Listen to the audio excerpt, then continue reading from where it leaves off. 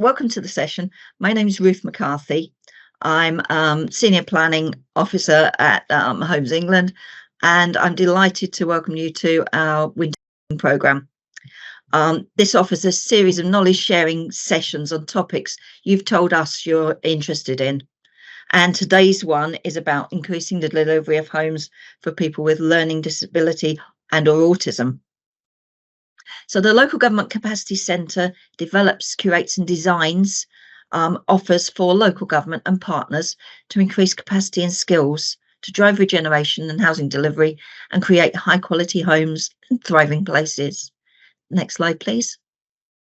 This is a biannual learning programme. We're in the winter one at the moment. We will be having a summer learning programme too. We've also got the Housing Information Hub, which you can find on gov.uk. We have 10 new homes fact sheets to help support local authorities in relation to housing development and regeneration. And we've also got a capacity analysis tool, which you can directly use to assess capacity. Next slide, please. Just like to introduce you to the content of the day. I'm really pleased to welcome a number of guest speakers. Thank you so much for giving up your time and joining us on this session. Thanks to Ian Copeman, who's with Housing Lynn, John Verge with Golden Lane Housing, Claire Skidmore from NHS England, our very own Michael Wilson from Homes England, and we've got a panel session later where John, Ian will be joined by Graham Jackson from Advance. Claire will be coming as well to that session. We've also got David Abbey from My Safe Home Limited. We've got Neil Reveley from Partners in Care and Health. And we've got Michael Wilson, our very own Michael Wilson from Homes England.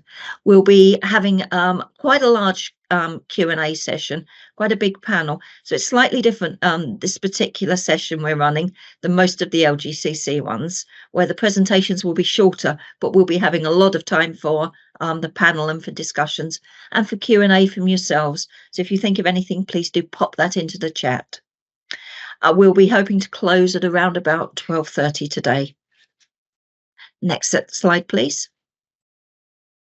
So to begin with, kicking off, we have Ian Copeman. So welcome, Ian, to this session. And Ian is the Business Director for Housing Lynn. Thanks very much, Ian. Over to you. Thanks, Ruth. Can I just check you can hear me? Yep, can hear you perfectly. Thank you. Perfect. Good morning, everybody. I'm Ian Copeman, Business Director at the Housing Learning and Improvement Network. Some of us will know you as the Housing Lynn, as the Housing Lynn. I'm going to take you through the headline findings from research we conducted for the Learning Disability and Autism Housing Network about supported housing for people with learning disabilities in England. Next slide, please, Luke. Great, thank you. So we worked with the LDAHN, Learning Disability and Autism Housing Network members and others during the latter part of 2022 to research the current size, scope, cost and future demand of supported housing in England for people with learning disabilities and autistic people. And to do that, we surveyed a representative sample of housing providers, mostly registered providers, but some others. And we also analysed a lot of secondary data, both data that the government publishes and other data that's available about housing, the housing circumstances of this group of people. Obviously, John Verge will talk to you a little bit about what they're using this data for, but we're also particularly keen that this research supports the government's understanding of this sector and particularly helps with the implementation of the new Supported Housing Act. So I think, Luke, if you go back one slide. That's great, thank you. So in terms of what the research actually found, so we know there's approximately 1.4 million adults with a learning disability in the UK, people with learning disability and autism, but we were specifically interested in relation to this research in the subset of that population who are eligible for a social care package from a local authority in England. And we estimate that there's about 150,000 adults, so people 18 plus, who fall within that category. And what the research found is that of that 150,000 people, about 35,000 people currently live in some kind of supported housing. And of those 35,000 people, about 2/3 live in some sort of shared supported housing, where people will typically have a room in a shared house and share the other common parts with other tenants in the house. And about 1/3 of those people live in some kind of self-contained supported housing, usually in a block of other similar dwellings. So I think, Luke, if you now move on 2 slides, that should take us back to where we should be. That's perfect. Thank you. What that pie chart is telling us is the research identified that over the last decade, we've seen an increase in the number of people living in supported housing and mainstream housing. So mainstream, usually general needs social housing with an individual care package, as well as people living in designated supported housing. There's about 23% of this population who are living in supported housing. That's 23%, 150,000, with a similar percentage living in general needs housing. So you can see there's getting on for half the population are living in some kind of mainstream or supported housing. We've also seen a decrease in the number of people with learning disabilities living in care homes, which has been a broad policy objective of most local authorities and other public bodies.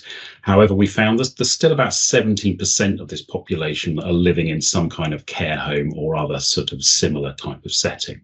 But what you'll see from the pie chart is that the largest percentage of this population, about 36%, are people who are living with families or informal carers, which for many people is exactly what they want to be doing. But what we do know is that a large part of that carer population is aging, which has implications for the sustainability of those arrangements.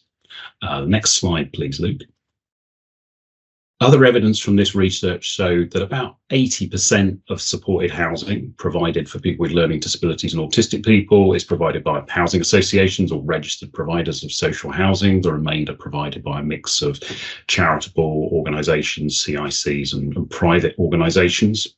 In terms of the care and support provision in this, in the portfolio of supported housing, the vast majority of people living there are getting care and support of at least 25 hours a week, and a significant minority, about 45% of tenants, are receiving over 100 hours of care and support each week. And that's typically part of 24/7 care and support arrangements for many of those people.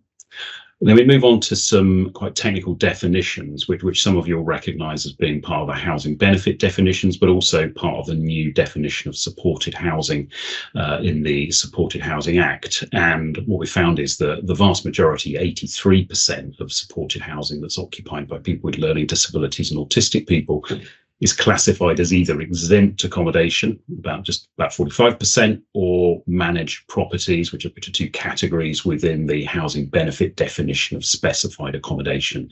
And for those of you who aren't familiar with that's quite a technical definition, which allows operators to legitimately claim higher levels of rents and service charges to meet their costs of providing supported housing. What we also found is that there's another category here, lots of categories, about getting up for 60% of that population live in something called specialised supported housing. And many of you know that's in parenthesis because this is a specific definition within the rent standard and the associated guidance, where people have to have, or in theory have to have, very high care and support needs, and where there is usually no or very limited public capital subsidy in relation to that type of supported housing. Next slide, please, Luke. And then finally, based on the research evidence, we estimated that in terms of future demand, or rather we estimated that over the last 5 years, about 5,500 units of supported housing have been developed across England for people with learning disabilities and autistic people. And the average capital cost per unit of that development was around about £160,000 per unit.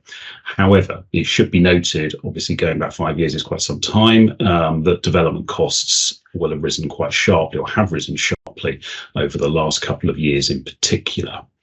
What was interesting to note there is that only about 13% of those capital development costs were funded by public grant. The rest was funded through private sources, with a significant part of that public subsidy coming through the NHS England capital grant programme, which I think Claire will talk a little bit about a bit later.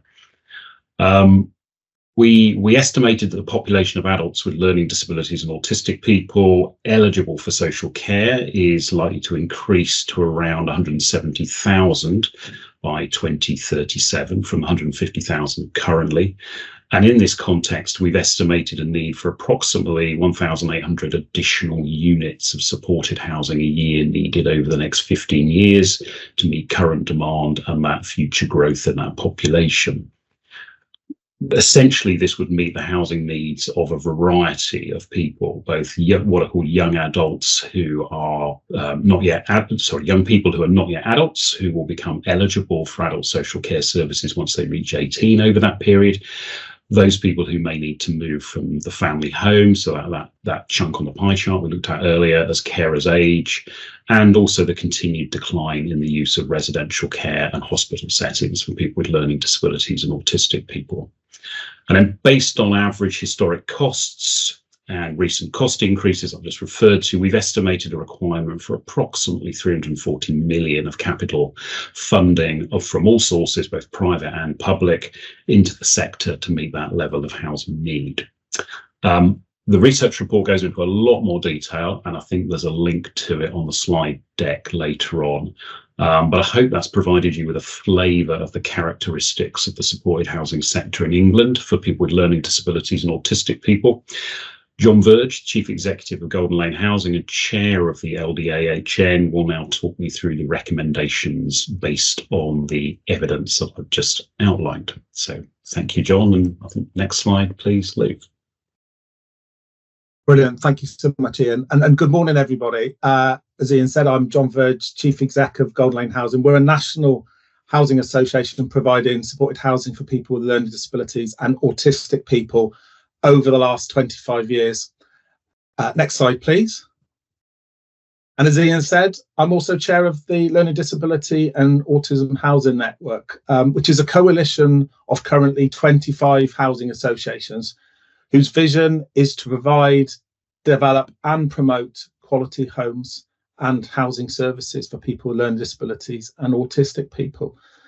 We know that good quality supported housing can be transformational for people with learning disabilities and autistic people, as it offers greater opportunity to live fulfilling, independent lives in their communities. And at our housing network, we have been advocating for positive change to support new provision and address concerns in the wider supported housing sector. Over recent years, there's been some serious concerns from campaigners, politicians and the media about the quality and costs of some parts of the supported housing sector, particularly in the short-term non-commissioned provision. And this has led to parliamentary committee and watchdog interest in what is generally a neglected sector for a proactive government policy development. Next slide, Luke.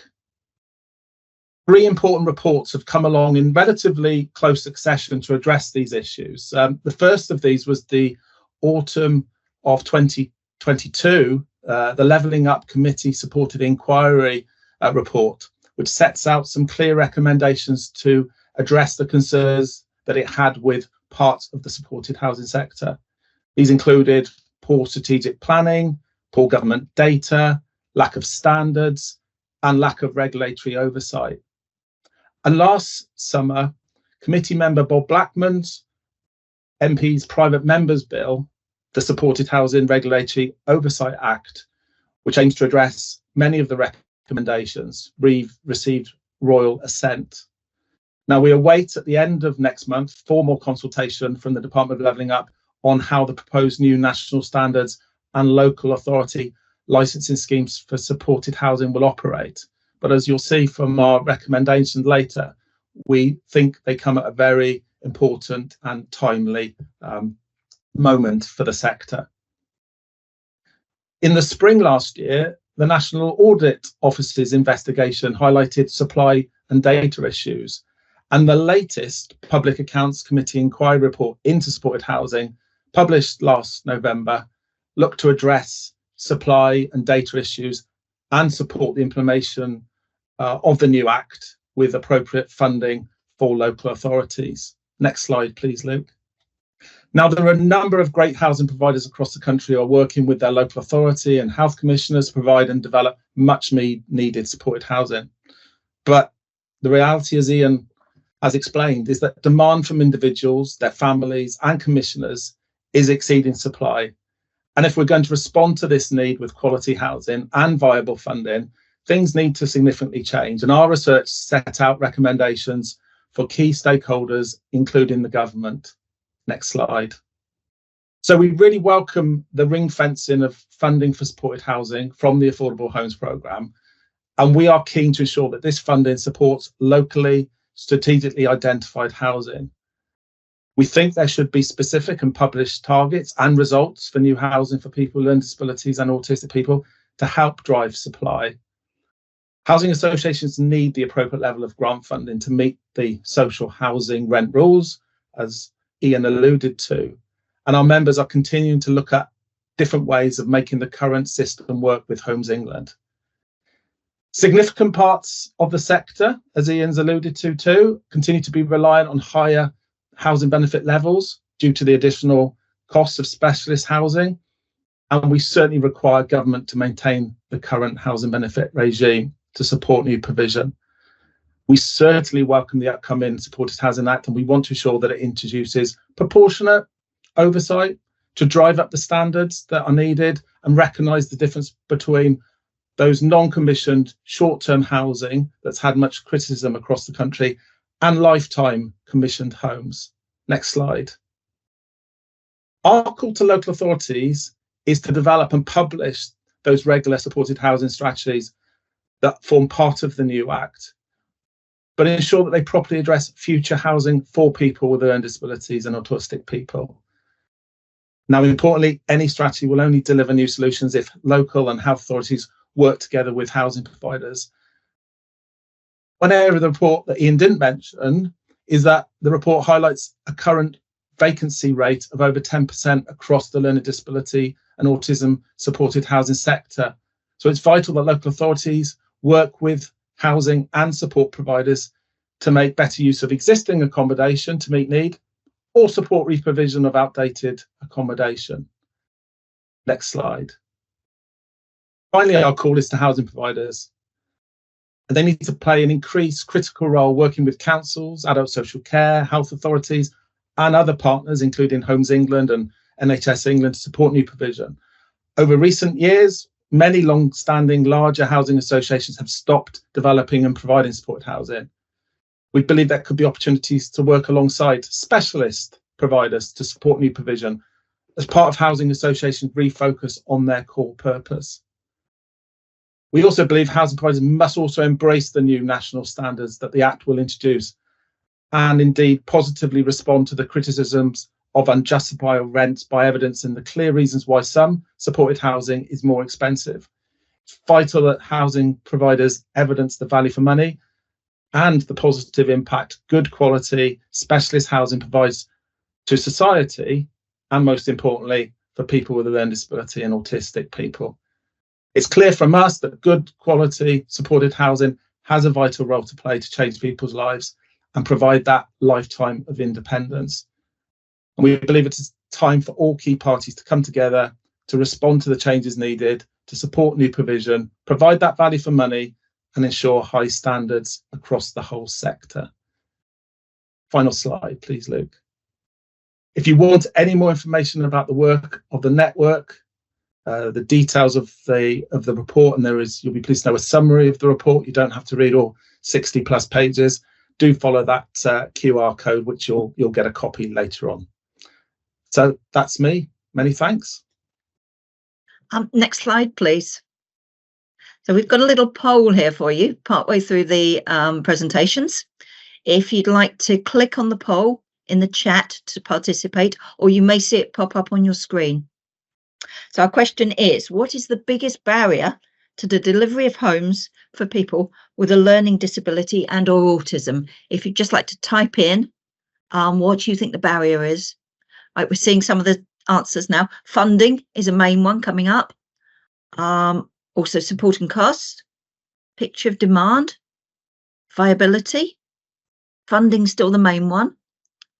Land, lack of demand. Again, funding, capital funding, messy funding, understanding of need, knowledge, lots of things coming up here, cost and funding, communications, lack of funding, funding still the main one. Please do type in your responses. I can see we've had 250 responses. There's nearly twice as many people as that on the call, so please do type in what your comments are. So thank you very much for participating in that poll. I'd then like to hand on, please, to Claire Skidmore. So next slide, please. And Claire will be talking to us about NHS England. Thanks very much, Claire. Thank you.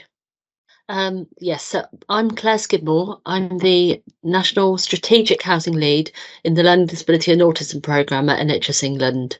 Next slide, please. So just a very brief history on why our Learning Disability and Autism Programme exists within NHS England. Colleagues on the call may remember, probably do remember, back in 2011, there was a very shocking kind of evidence of abuse that surfaced at a hospital called Winterbourne View near Bristol, and that led to a series of arrests and an inquiry. And since then, there's much greater public awareness of the challenges that we face with people with a learning disability and autistic people, particularly who end up being admitted to mental health hospitals and then sometimes stuck there for far longer than they ought to be, and also people who are living in our communities but at risk of admission to hospital in the future. And there is a national priority to support autistic people and people with a learning disability to live in homes, not hospitals, and bring care into the community.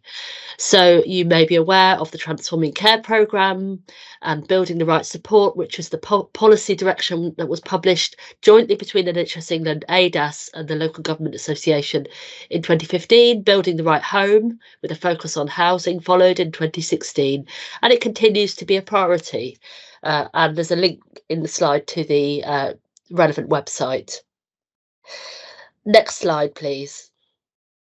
So, although the NHS doesn't have a lead strategic role for delivery of housing, it is still a really important part of our programme. So why is that? And we do have a team of people working regionally and nationally on this agenda.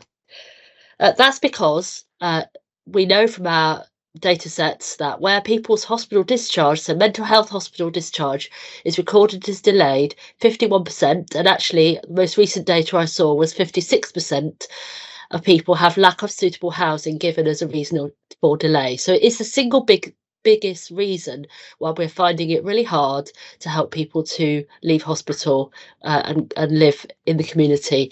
And I prefer to frame this more positively, actually. I think that housing is a really key enabler to discharge. I think thinking about our own lives, it's absolutely self-evident that having a good home is a building block for having a good life. Next slide, please. So the aim of our housing programme is to support more autistic people and people with learning disability to get a home throughout the UK, throughout England, it should say, and to lower the number of the number of people in hospital. And in order to do that, we really need to work with local areas to identify people's housing needs as well as their care needs.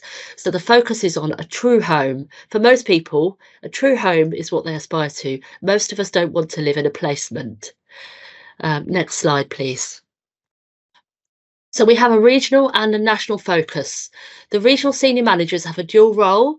They're working with local housing authorities, housing providers, and of course health and social care commissioners to help people to find a home, to do the strategic needs assessment work which is needed to help areas to work together. But we also spend NHS capital money on housing. The National Housing Team also has a dual role, managing the capital programme. My colleague Ikram, who isn't on the call today, is the National Capital Programme lead, and I'm the National Strategic Housing lead, which means I'm focusing on the wider relationship building and building the evidence, advocating for the needs of autistic people and people with learning disability in that kind of housing context. We have a capital programme. It's quite modest, but it's really important. We had 13 million capital funding available this year, typically support about 80 people to leave hospital and move into their own homes in the community through that programme. But it is oversubscribed, and we have a really, really significant need for more capital funding across this sector. Next slide, please. So our national strategic priorities. So as I said, we advocate for the needs of autistic people and people with learning disability across health, housing and social care and with the housing sector. We also advocate for people's housing needs across the health and social care sector. So there's that kind of dual role really. And so in practice, we're doing things like working really practically with Homes England to see if there are ways in which we can secure more capital funding, see if there are ways in which we can make the affordable housing programme work better for people with learning disability and autistic people, and to try to find solutions with housing providers. We aim to support people to buy their own home, and I know David Abbey is on the call today, sharing information about the whole programme. That's an opportunity for people to buy their own homes, which is such a fantastic opportunity, and really important that people should have access to that opportunity. We run the National Housing Community of Practice, through which we have online conversations across housing, health and social care every other month. We had 120 people on the last call, and it is really for anyone who is interested in housing for people with learning disability and autistic people. We have people and families, we have commissioners, we have housing providers, we have architects. So if you're interested, my email address is there. Please do join us. We talk about all kinds of things like housing design, housing benefit, capital funding, and we try to share inspiration. Next slide, please. So some of the priorities that we're working on at the moment, we're going to be doing some work on housing design, understanding better the sensory needs of people in their own homes, and what are the opportunities created by technology and modern methods of construction. There is a fantastic piece of guidance on housing for people with sensory needs, which was written by Jill Corbyn and is available on the Local Government Association website.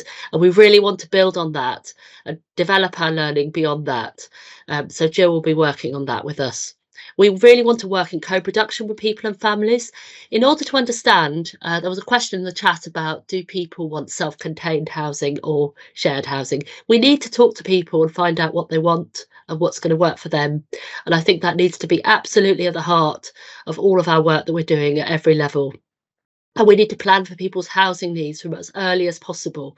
And just in terms of the opportunity that we've got at the moment with the new Supported Housing Act, which will require local housing authorities to develop a supported housing strategy every 5 years, we need to make absolutely sure that the needs of people with autistic people, people with a learning disability, are included in those local plans. So I suppose my message is, it's really important that we work together, and it's really important that housing colleagues work really closely with the NHS as well as people in social care, because we have information, commissioners will have information about who is in hospital and who has a housing need.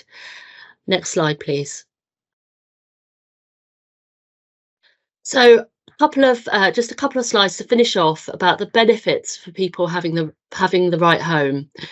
These are two people who've been supported through the NHS Capital Programme. Somebody in the Yorkshire and the North East, the person was admitted to hospital at the age of 16 following incidents of trauma and self-harm and distressed behaviour. But when well, the person likes walking, eating out and spending time with animals. After being admitted to hospital, the person was there for 20 years, but they really just wanted to live in their own home. They wanted to have their cat. They wanted to make their own choices and live with their families. So through some really good working across health, housing and social care, the person was supported to move into their own home, and they are now in their own home, near their family, not with their family, and with their cat, and living a really good life. Next slide, please. This is somebody in the east of England, a young person who'd been in a hospital again for a long time, more than 5 years, who wanted to just move home. The aim of their move was to enable them to live independently. A bungalow was adapted for them, and they're now living in that property. It's worth saying that in this case, the person's move led to a reduction of costs of over £750,000 per annum, which is really important. But it's not the reason we're doing this, and supporting people into their own home won't always save money. Sometimes it might cost more. But I think I wanted to finish by saying that just because somebody is arguably the responsibility of the NHS, they're in hospital, they may receive funding from the NHS for care and support. They are citizens, just like the rest of us. People want the same as what everyone else wants, to live a good life. And in some ways, this is an example of hidden homelessness. If people are in hospital purely because there's no home to go to, then they should be seen as homeless, and we need to be including them on the social housing registers locally. We need to be counting people, including them in our planning. I just wanted to finish by something from Social Care Future, which is kind of something I really believe in. I think this is at the heart of what we're talking about today.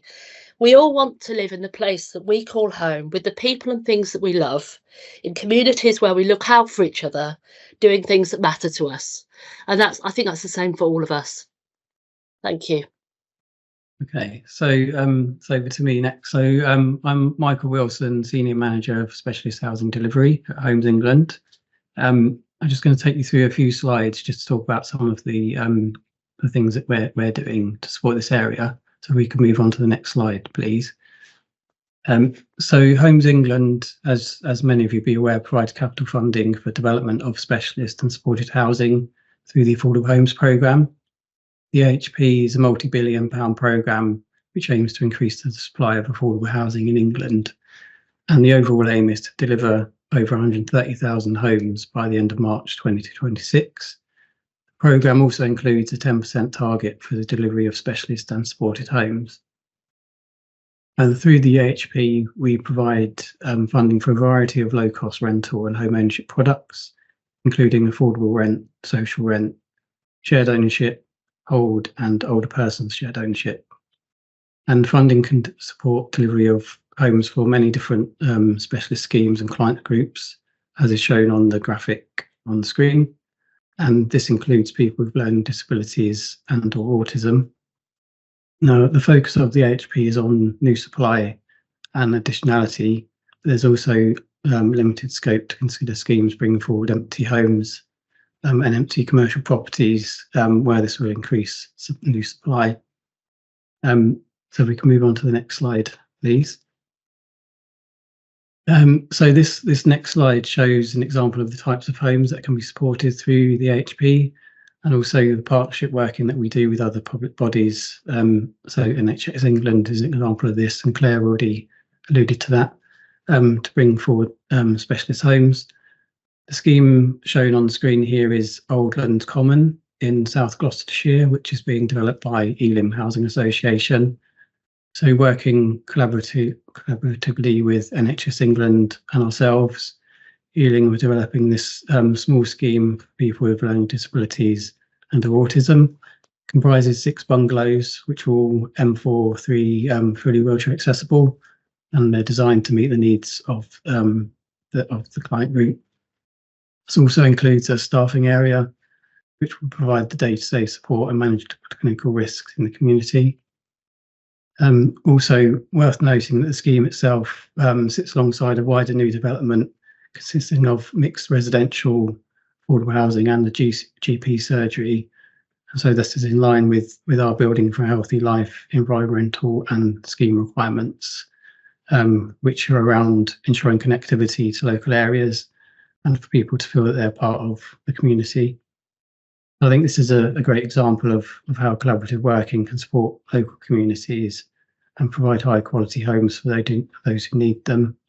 And there's also, as highlighted, the additional savings that can be made to the public purse as well. So if we can move on to the next slide, please. So finally from me, this is just another example of the types of specialist provision that can be supported through Homes England grant. And that is hold or home ownership for people with long-term disabilities, to be its full name. So for those who aren't aware, hold is a shared ownership product funded under the HP, which offers a route into home ownership for people with a disability who might not otherwise be able to afford to buy a property through traditional routes.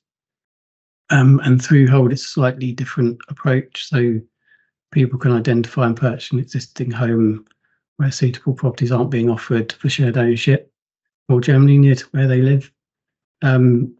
So, for example, to provide access to their necessary support services and networks, or homes aren't, the design of new homes in their area wouldn't meet their needs.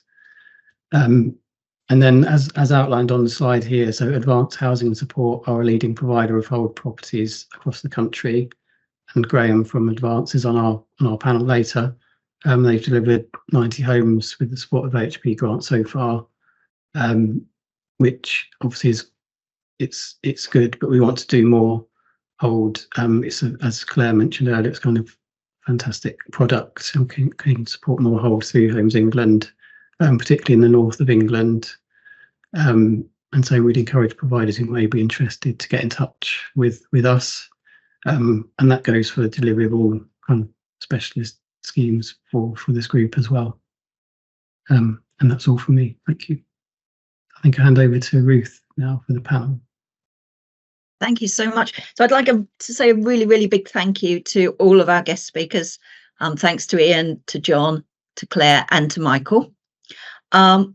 Please, would you all like to join me, put your videos on, put your turn your mics off, turn your mics back on, as it were. And also, we've got Graham. Now, Graham is the Head of Investment and Development at Advance. We've got David Abbey. David is Managing Director of My Safe Home Limited. And we've got Neil Reveley, who is Care and Health Improvement Advisor, Partners in Care and Health and Local Government Association. Can you, all of you, please join for the panel session? We're going to be running through a few questions for the panel, and then we're going to be following on with questions and answers from those that we've seen in the chat. And thank you so much to everybody who's joined for putting so many things in the chat. Really good food for thought. So we're going to start off. First question is going to be to Michael, please. Michael, what funding does Homes England actually provide at the moment? So I think I covered some of it already on my presentation. So the Affordable Homes Programme is our main grant programme currently for funding affordable homes. So that includes specialist and supported housing as well. There's a question in the chat around the cash funding, so Care and Support Specialised Housing Fund. So that was a fund that we delivered on behalf of the Department of Health and Social Care. That has now ended as a separate programme in England outside London, but all of the client group supported through cash, and the types of schemes can be delivered through the HP. So there's no kind of break in delivery. It's a continuation, really. So yeah, so I think as I kind of mentioned, we encourage providers and local areas to speak to us to bring forward schemes. There is funding available on a continuous market engagement basis to bid for. It's kind of viability gap funding viability. So we'd fund the viability of a scheme. We don't have fixed grant rates. So I know there are concerns that Homes England might not always be able to fund the highest end support need cost schemes, but there are opportunities to bring things forward for a conversation, and then colleagues can kind of talk through how schemes are made up and work that through. Right, thanks, Michael. We had the cash, the care and support rounds 1 and 2. There was a rumour there might be a 3. Have we had that? Have we heard that yet? So for now, that won't be taken forward outside of London. There's a London cash fund, but as I mentioned, we're picking it up through the Affordable Homes Programme instead. That's great. Thank you. Question for you, Claire. What are the benefits for people's lives of a fully joined up local approach across health, housing and social care? And what do you think that would look like in practice? Right, so thinking about the people currently living in hospital or who may need to be in hospital in the future, so thinking about the NHS kind of focus, whose care and support may be the focus, maybe the responsibility of NHS commissioners, or perhaps the joint responsibility of NHS and social care, and also thinking about young people coming up to adulthood that we need to be thinking about in the future. Those people may be kind of labelled as having complex needs or being the responsibility of the NHS or partly the responsibility of the NHS. But as I think I said in my presentation, I think it's really important that we also recognise that they are citizens and that they need to be thought about and included in our wider planning for people's housing needs. So the benefits of people's lives of us working together is that it means when we're doing housing planning at a local level or whatever footprint it's happening across housing and partners, we're including the needs of the people we're talking about today alongside everybody else, which if we can ensure that we've got a suitable pipeline, I'm thinking about obviously partnerships with providers as well, including providers as equal partners in that planning, housing providers.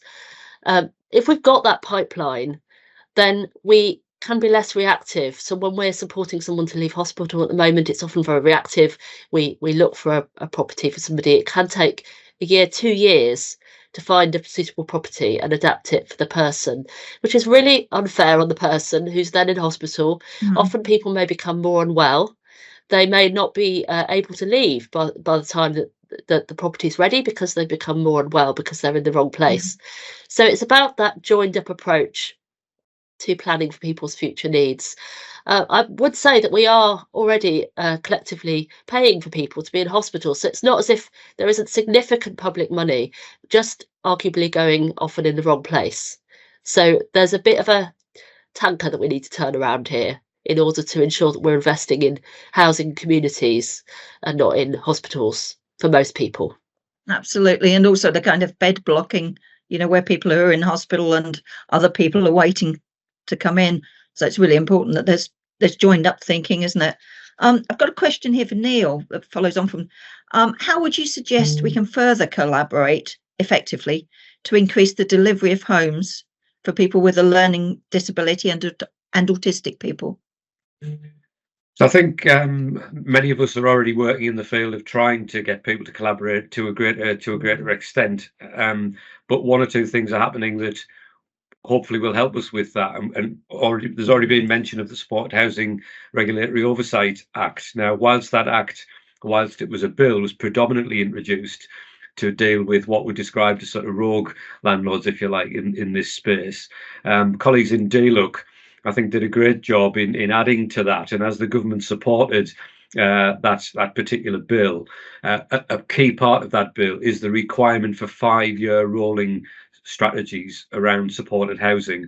So that we were very disappointed that the £300 million that was originally in the social care white paper in 2021, which was going to do a similar job, the Act actually enshrines, not quite to the same extent, but it enshrines in legislation. So it's much more likely to happen. So the requirement will be on housing authorities to develop 5-year rolling plans. But there will be a requirement for social care and health parties to collaborate in doing so. So we're hoping that will, for those people who are reluctant, perhaps at the moment, if they are, to collaborate in the way that we're starting to describe, there will be a legislative requirement to deliver that. It's a bit more restrictive than we would have liked it. So certainly through the Local Government Association and ADAS, the Association of Directors of Adult Social Services, we're encouraging people to see that in its widest sense, to ensure that the planning facilities that we have cover the whole spectrum of people, but certainly the supported housing and certainly the work that Ian and John described very early on in this webinar is a key foundation to that, and some places are already working on that. I know Ian, with a different hat on, is sort of working in the northeast to try and develop a similar program at a regional level as well. So hopefully we're seeing the stars aligning a bit better than they were to get that collaboration in the planning space. Thank you, Neil. Got a question for David. David, we've heard from Michael about Hold and that program. In your experience of delivering Hold, is it available across the whole country? Are you on mute, David? Sorry about that. So thanks for the question. No, unfortunately, Hold isn't available across the whole country. And this is due to lack of housing associations that currently support Hold. Coverage is generally good or very good from the south to the Midlands, although there are a few gaps and here and there, as it were. The good coverage is thanks to Advanced Housing, who've helped many hundreds of people in that area from the south to the Midlands. But sadly, people with disabilities in the north desperately need the support of their local housing associations. We're seeing housing associations developing traditional shared ownership for general needs for people, but we don't see them developing Hold for people with long-term disabilities in the north. So yeah, please contact me, David Abbott, My Safe Home. Contact details will be in the notes. And if you need specific details about the areas where Hold are available, or you can contact me to explore supporting Hold if you're from a housing association that works in the north of the country. Thank you, Hope that David. helps. That's great, thank you. And do you have any sort of thoughts as to how we can persuade more RPs to offer Hold in the north?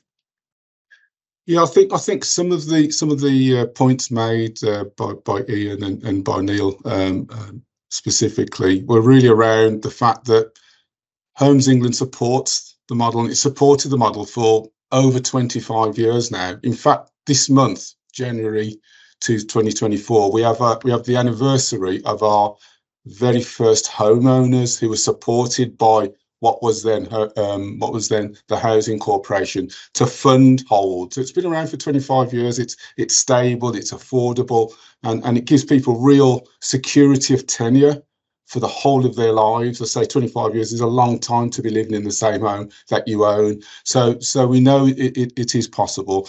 But I think part of the reasons that housing associations don't support it, it's not well known. It's not like traditional shared ownership, you know, and so there's something about awareness. Also, I think there's a real opportunity for Homes England as well, just to show that it is supported by a healthier level of grant compared to traditional shared ownership. So it does work well as a model for housing associations and RPs. So those are the two things really. It's funded well, and as I say, not very well known, but definitely needed. Definitely needed. Yeah, good. And sort of following on talking about Hold, Graham, good question for you. What do you think are the benefits to registered providers in delivering the Hold properties? Thank you. Yeah, I think David's picked up on some of that. Advance has been delivering Hold for probably 25 years, so we're there at the very start.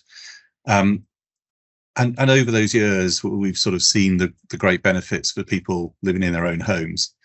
But for registered providers, as both David and Michael have said, Hold attracts Homes England funding, and Homes England are very keen to see Hold spread right across England.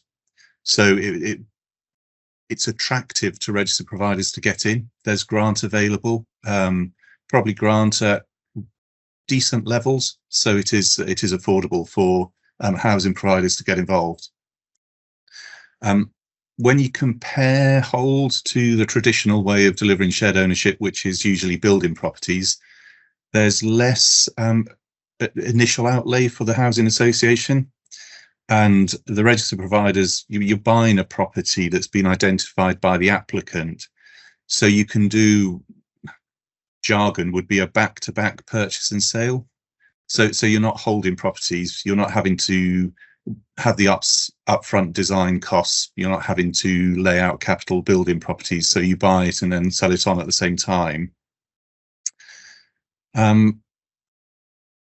Because of that, because you're not having to build properties, it enables you as a provider, as a housing provider, to grow more quickly if you want to, because you're not actually having to go through planning, you're not having to find land. So you are buying properties that customers, individuals have identified, rather than having to build new properties. You don't really have the risk of holding unsold properties that we hear about sometimes for shared ownership, because it is this back-to-back transaction. You can ensure your asset is maintained because you can put together a repairs and maintenance service charge, which is funded by welfare benefits. So you can make sure that the shared owner is safe and secure in their own home, but also your assets protected, because you're able to step in and do the maintenance alongside the shared owner. That's really interesting points, Graham. Yeah. John, do you think there are any other reasons why housing associations have stopped developing new supported housing? Oh, thanks, Ruth. I mean, clearly, there are still some, like ourselves and many of our members, providing supported housing. And I see in the chat, many have also referred to some new entrants that have, I guess, responded to the demand that's still out there. So whilst providers have stepped away, some of those long-standing providers, we have seen some new entrants.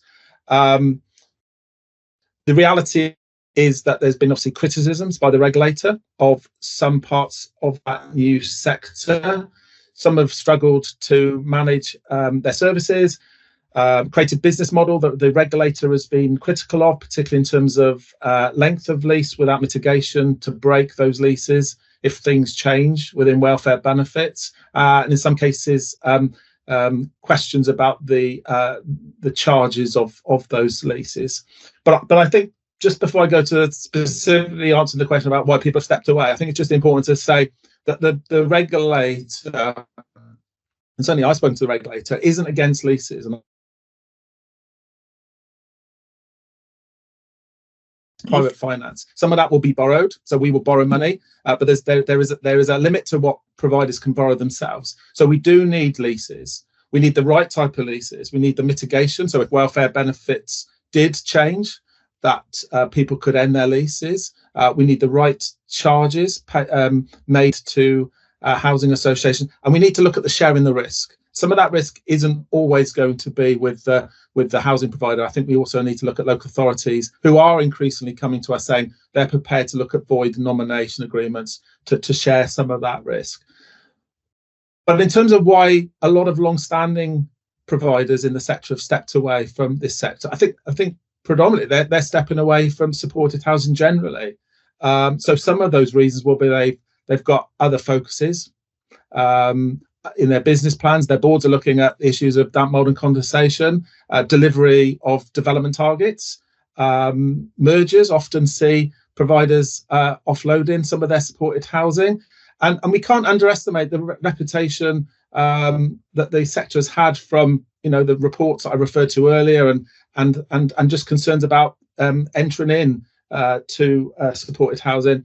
Housing benefit we can't underestimate, and the regulator obviously in their criticism of the sector has said, it's never guaranteed, and therefore it comes at a risk. I mean, as a housing association who've operated in the sector for 25 years, we've always seen that as a risk worth taking. But we saw back in 2015 and 2017 when the government, I think it was the Chancellor in an autumn statement, just came out the blue that he was going to potentially restrict all rents to the local housing allowance. That legacy now is still being felt by the sector, and frankly, That's why it's an important message for us, is that we need a proper, sustainable welfare reform, welfare benefits to sustain the sector.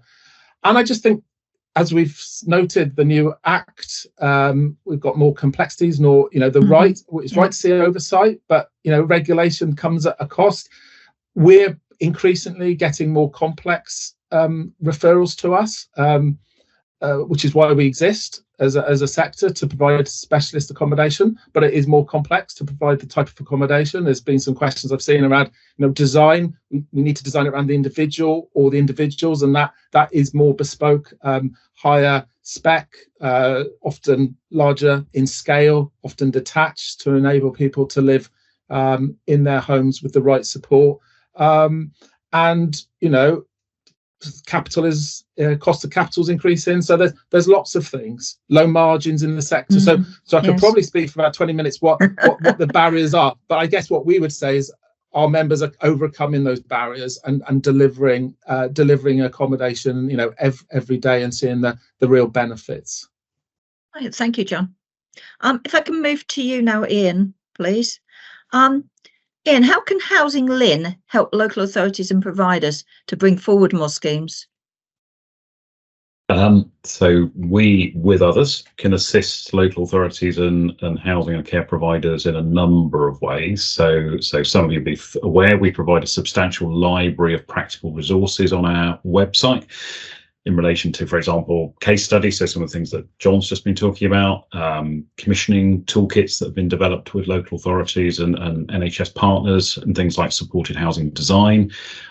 We can often do simple things like linking colleagues from local authorities and providers to others for sort of peer-to-peer support, how other people have developed schemes. I'm very interested in the slide that Michael put up of what Elim are doing. It's that sort of thing. Often, people just aren't aware of that, and it's very useful to go and talk to colleagues about that. We also offer opportunities for local authorities and providers to kind of showcase what they're doing. We have a regular stream of case studies about all sorts of housing related topics. So, if there are colleagues on the call who've got something they think is particularly interesting that they would like to showcase, then please do get in touch with us, and we'd be happy to have a conversation with you about setting that out to a wider audience. We have about 20,000 people who subscribe to our weekly briefing, so it's quite a good way of getting your message out or connecting with people who've got similar interests. Thanks, Ian. Quick question in relation to some of the things that are coming out of the chat. Did your research actually differentiate between individuals who are considered severely disabled and so would need help with everyday tasks, and those who have more of a mild learning difficulty and can undertake some tasks without any help? Yeah. So we're getting into kind of like the sort of definitional part of this. So you may remember at the very beginning of the slide deck, we talked about people who are known to and eligible for adult social care from the 151 local authorities in England with that specific responsibility. So that will include, or should include, people with severe disabilities, depending on how that's defined. For people with more mild, in inverted commas, learning disabilities, that's probably much more locally variable, I suspect. So there will definitely be people who may once upon a time have been eligible for some kind of support service, not necessarily a care service from a local authority, who maybe don't get that anymore. So there will be people who have housing needs that wouldn't have been captured in this research, but it primarily focused on people who currently would be eligible for a care package from an English local authority with health social services responsibilities. Great. And another quick question about your research coming out of Claire's presentation in relation to the numbers of people living in hospital who are not receiving nursing care but are essentially homeless because they don't have a suitable home to go to in their local area. Is that included within your research, and those numbers taken account of? I guess the answer is similar. So if people are in a hospital setting and they're known to the NHS and they have a discharge plan, then in theory, they should be working all the questions about collaboration. They should be working with colleagues from the relevant local authorities to identify those people. They will know who those people are, and that those people have got plans for discharge which relate to all of their needs. I'm assuming the question is relating to where that's not happening, or where people are effectively being treated as if they're homeless, and the perception is that local authorities are sort of ducking their responsibilities for those individuals.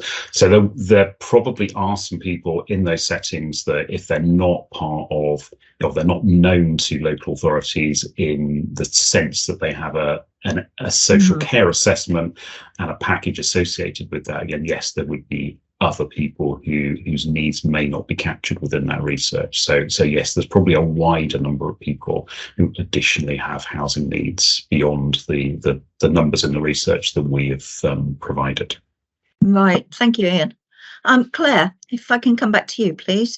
Why do you think it's important for NHS commissioners to work closely with social care and local authority housing leads to identify and plan for housing needs of people with a learning disability or autistic people? I think it's been covered quite well in discussion in some ways, and there's been some really pertinent questions in the chat as well about this. It's tricky because developing housing is not the lead responsibility of the NHS, so it can only be done with NHS colleagues working really closely with their housing and social care colleagues, usually in the way that Ian's described, working with local housing providers. I think the reality is that, like everyone else, the NHS locally is under enormous pressure, has multiple priorities that they're juggling and pressures. So I'm not saying it's easy.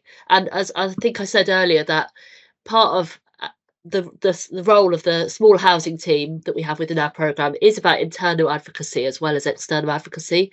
So it is about working really closely with our health colleagues to kind of make the case really for why it is actually really important for them to reach out and to be proactive and to work with housing and social care. So it's very much a two-way or even three-way relationship. That I think that's one of the reasons why it's so tricky. And I think in that light, that's why we set up the community of practice that I mentioned earlier. It's a national group.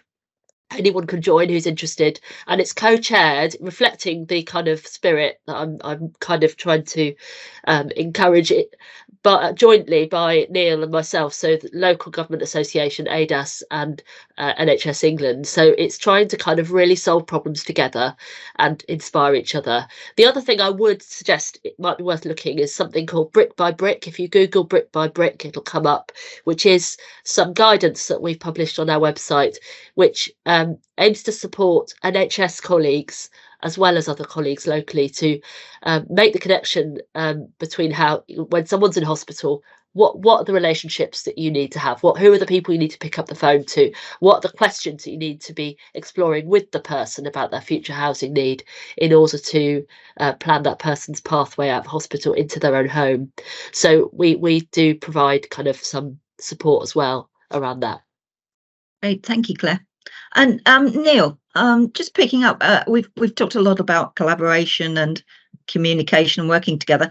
How do you think local authorities and housing associations can work better together to improve the strategic supply? I think there are very good examples, and some have been quoted already, where that's already happening. And part of my role as a care and health improvement advisor, working with colleagues, is how we share that good practice. Obviously, working with the LIN there and others. As I said before, I think some of the new developments in legislation and statutory stuff will help us in that regard. But it's clearly, first of all, making sure that we understand that need.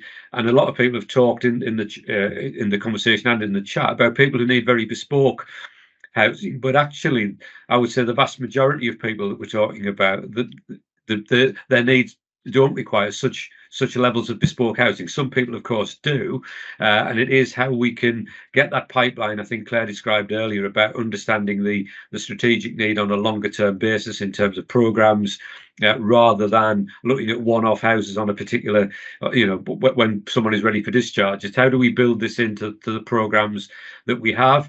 I think there was an item in the chat around how Homes England can play their part in that. The comment was in relation to hold schemes in the north of England. Or is there a role for Homes England to help them persuade housing associations in this space? I've been working with David and others, and one of Claire's colleagues, Fred Grand, in the northeast, to encourage more housing associations in the northeast to do that. But I think Homes England can also play their part. not just in relation to hold, excuse me, but in relation to the pipeline of supported housing more generally, and as well as just having 10% available in the programme to do this, perhaps there should be more of a push, if you like, from Homes England. So we want to see that, particularly where we've got strategic partnerships developing with over long periods with housing associations. How can we sort of use that as an opportunity to encourage people to get involved? Thank you, Neil. Yeah, a lot of food for thought there. If we can move on, John, can I ask you a question, please? Do you think there's a move to include non-commissioned or private rented LDA supported accommodation in the forthcoming regulations, or any plans anywhere else for oversight of this sector? Yeah. I mean, obviously, we haven't had the consultation yet, so I guess I can only go on what the Act says, and in terms of conversations I've had over the last few months. I think the important thing to say is the Act is for all types of supported housing. It's not around who the landlord is. But as our research shows, the reality is the vast majority of supported housing in this sector is either through registered providers, voluntaries, charities, or local authorities. And that is predominantly because unless you've are subsidising through grant funding, the rent that you need to charge for supported housing is clearly going to be, in most cases, higher than any local reference rent or local housing allowance. And to get that through housing benefit, you need to be one of those kind of non-profit registered provider, local authority landlords. So I think there will be some oversight for some private landlords who are currently in the market, but I would suspect that's probably more in other parts of the supported housing sector than the learning disability. But in theory, the standards will be the same for any landlord. The licensing, they will have obviously a choice by the local authority which types of schemes they license, but I think they're going to be encouraged to license all supported housing schemes. Yeah, that's interesting. Yeah, Michael, can I move to you, please? I've got a specific kind of question here. Will the Homes England financial grant contribution be increased from 87,000 for the hold scheme, and that plus the 40,000 housing association loan, together with the 100,000 mortgage, are no longer enough to buy suitable properties in many areas, such as the southwest and southeast, without a significant deposit from example from family members? What would you like to comment on that one? Sure. Yeah. So I don't know if that's referencing a specific scheme or thing that's come forward. But as I kind of mentioned, we would take every bid or proposal that comes forward on its own merits, really. So understanding what is the need and justification. So if something is in the south, then understandably it costs more to purchase the property. So we don't have fixed grant rates. So why there?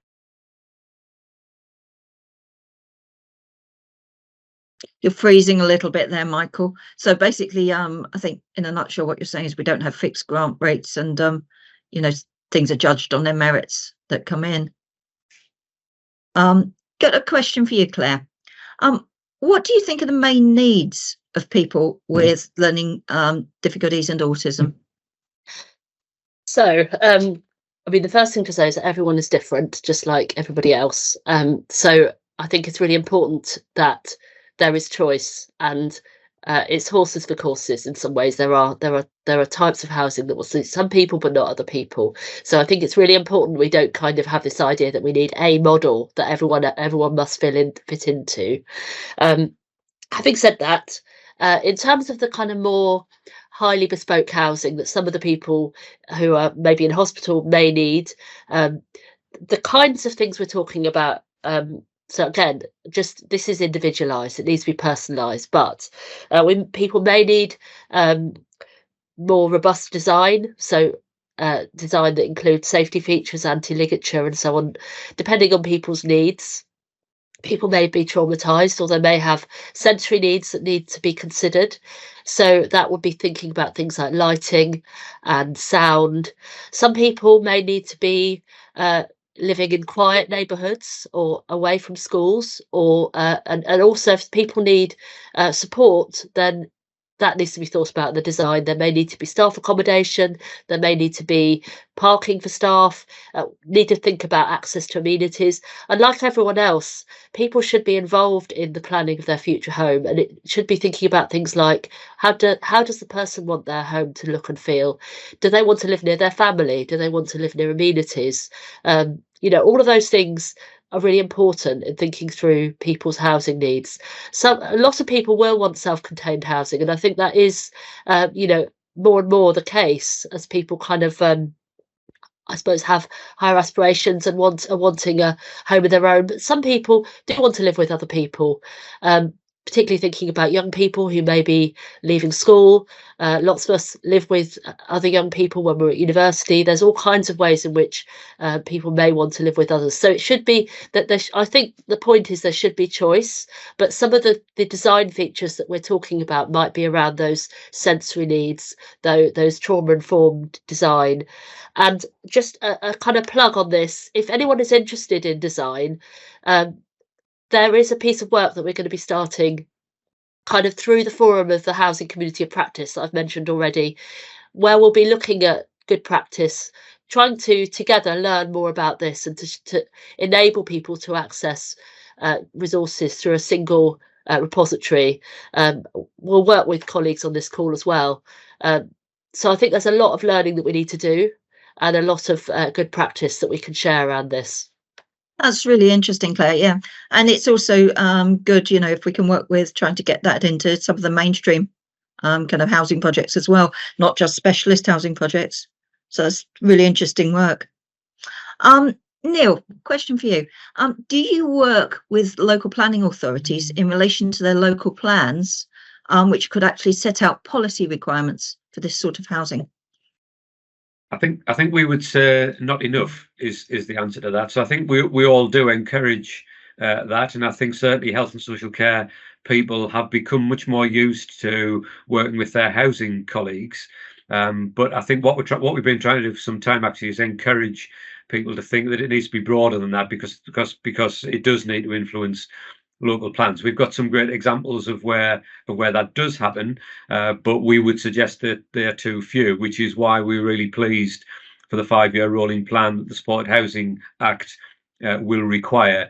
So that will require and help with that good practice. So we will help people by sharing good practice to make sure more of that happens. But if we do want to get it in that strategic long-term view, as we've discussed and a number of people have commented on the chat, it's absolutely essential that it's in the local plan. Of course, we've still been able to develop housing of this type, but sometimes it's been far too difficult, more difficult than it needs, difficult enough, and it's been made more difficult because the right allocations haven't been in the local plan. So we're encouraging people to work together, and we're encouraging our colleagues in health.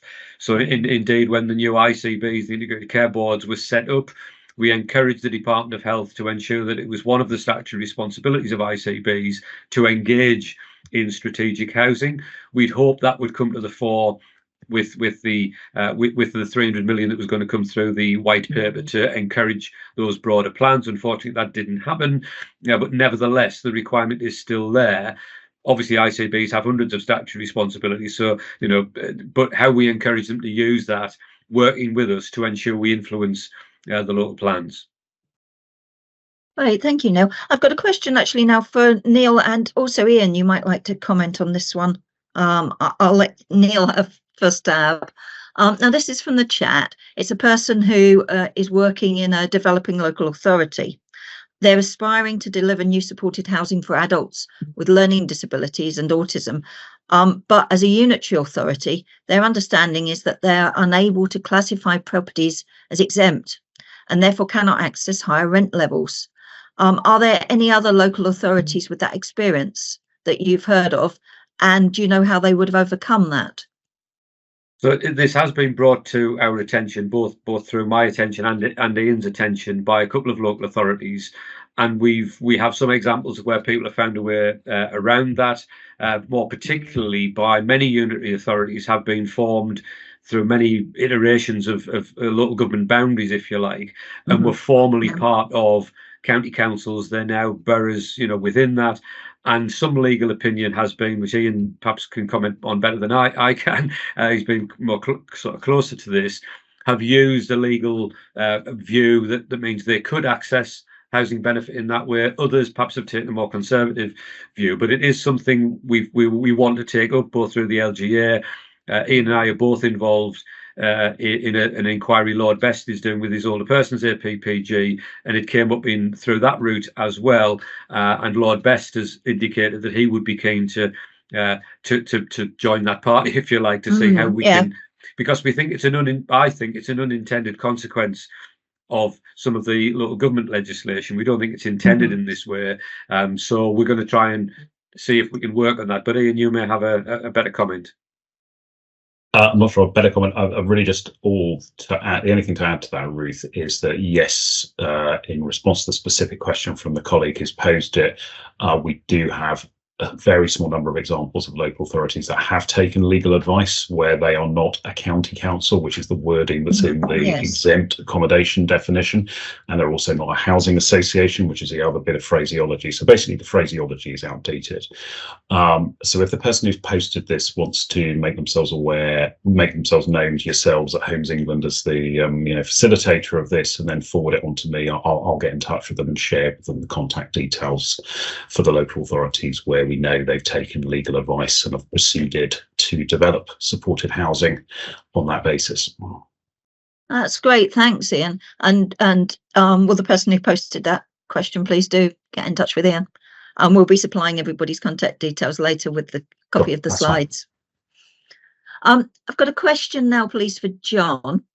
John, how do you square the circle with RP and investor models that mean landlord responsibilities are via lease arrangements? That can mean that people living in such schemes are on assured short hold tenancy agreements. Yeah. Okay, it gives me an opportunity to perhaps pick up an earlier comment I made around actually we do need lease type arrangements. The model up until very recently in the sector has been the REIT type model where housing associations have entered into 25, 30 years, in some cases even longer lease arrangements. And as I said earlier, they've had come under some criticism from the regulator. What we've been trying to do at Golden Lane Housing, and we've always, over the last 25 years, as well as buying properties, we've leased properties from other landlords. And a mixture. We've done from day one leases from statutory bodies, health authorities, local authorities. We've done some really great schemes in Hampshire and more recently in North East Lincolnshire, where the upper tier local authorities invested millions of pounds to actually develop their own accommodation, but they didn't want to manage it. They want to bring in a registered provider in to actually take on a lease. So we've got 25-year leases type arrangements. But what we know is that money and that investment will only go so far, and we really need to find a way to make it work. We've got one recent example we were really pleased to launch just before Christmas with residents. Residents have been working with the homelessness sector, particularly with St Mungo's over the last decade or so, to use often pension fund money from local authorities to support street homeless and homeless families into accommodation. So we're really excited that now we've got a lease that provides us with all the mitigation I referred to earlier in terms of any changes to welfare benefits or commissioning, but gives us a long-term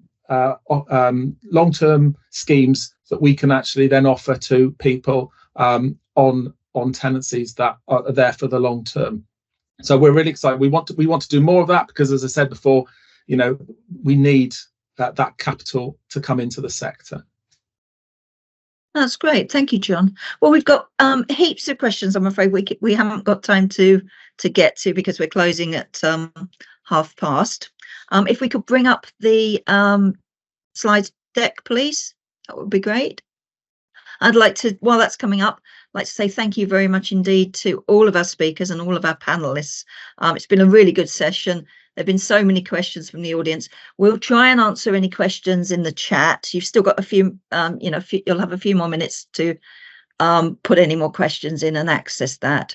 Also in the chat, there's the contact details of the Local Government Capacity Centre, and you can use that email address to send your questions into, and we'll try to answer all of those in the future. And we'll also be sharing the presentation slides. This is our email address. Basically, any inquiries, please do get in touch with us. We have some take-home messages from the Winter Learning Programme, which we will be sharing with you. We will be emailing everybody. Oh, there they are. Brilliant. So we've got some top tips. We've got some organisations that you might want to look at. We've got a variety of different websites. We've got some links there for people who are interested in reading a little more. Tips about hold, tips about sensory design, and so on, which is excellent. So thank you very much for all of the comments that we've received in the chat. Thank you so much to everybody for participating, and big thank you, big round of applause again for all of our speakers, all of our panelists. Thanks very much, everybody.